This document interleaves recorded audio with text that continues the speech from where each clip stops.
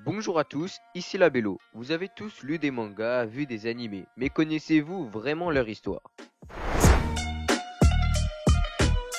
Tout d'abord, il faut savoir que les mangas que l'on connaît aujourd'hui sont arrivés durant la Seconde Guerre mondiale. Mais les premiers mangas naissent au Japon à partir du XIIIe siècle. Mais alors, qu'est-ce que c'étaient les mangas à cette époque?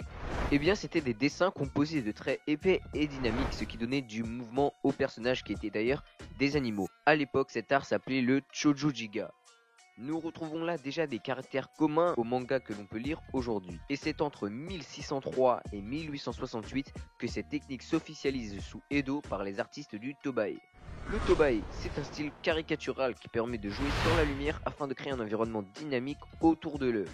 Et c'est aussi à cette époque que le terme manga apparaît pour la première fois. Ce terme est cité en 1798 pour parler d'une compilation de dessins mettant en scène des personnages du quotidien.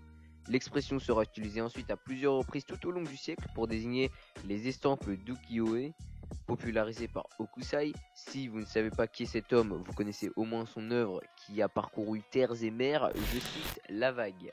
Au XXe siècle, le manga prend de l'importance au Japon, il est utilisé à des fins de propagande pendant la Seconde Guerre mondiale et se vulgarise à l'étranger où il y connaît pas mal de succès. Encore maintenant, le manga est un symbole majeur de la culture japonaise. De plus, ses codes et son univers le différencient nettement de la bande dessinée ou appelée le comics aux États-Unis.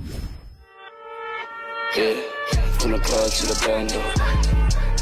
Fernando.